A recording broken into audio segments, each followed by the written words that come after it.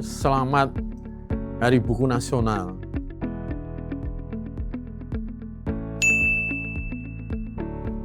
Jatuh cinta sama orang saja susah kita tahu ya. Jadi jatuh cinta sama buku juga begitu. Tapi rasanya ketika saya masih mahasiswa S1 di sini, itu saya sudah mulai. Ya. Saya kira saya bisa menyebut dua.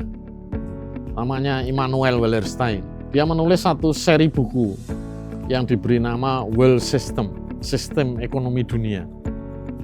Beberapa seri, ada buku yang berjudul Before European Hegemony.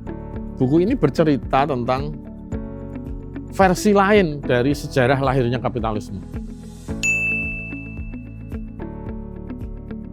Sampai hari ini sih sebetulnya nggak ada buku yang susah dicari sebetulnya, ya.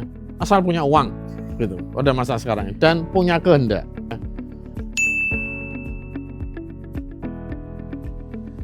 Teman saya berdialog itu, salah satunya buku. Jadi kalau saya sedang gelisah, itu saya tidak bisa tidur. Dan jawaban yang paling mudah saya temukan itu dari buku. Kalau ditanya tentang apa sebaiknya buku yang harus dikenal oleh mahasiswa pada generasi sekarang, memang jauh lebih kompleks dibanding yang saya alami dulu. Sekarang ini tidak ada yang menolak bahwa pragmatisme itu mengedepan. Tidak ada yang menolak. Saya pun juga mengakui, ya. Oleh karena itu, saya sarankan pada mahasiswa kalau ini bisa dipercaya, mau tidak mau mahasiswa harus punya kecakapan praktikal.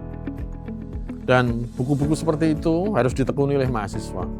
Buku-buku yang berkaitan dengan teknologi, soal-soal filosofis, soal-soal strategi, yang itu tidak mudah digantikan oleh teknologi. Karena di dalam berpikir filsafat, dalam berpikir strategi, selalu ada intuisi dan ada seni. Nah, oleh karena itu saya menginginkan, alangkah indahnya kalau mahasiswa itu di satu sisi berpikir praktikal, tapi di sisi lain tetap berpikir filosofis dan memperhatikan intuisi untuk membangun jati dirinya secara lebih komplit. Selamat Hari Buku Nasional, ya.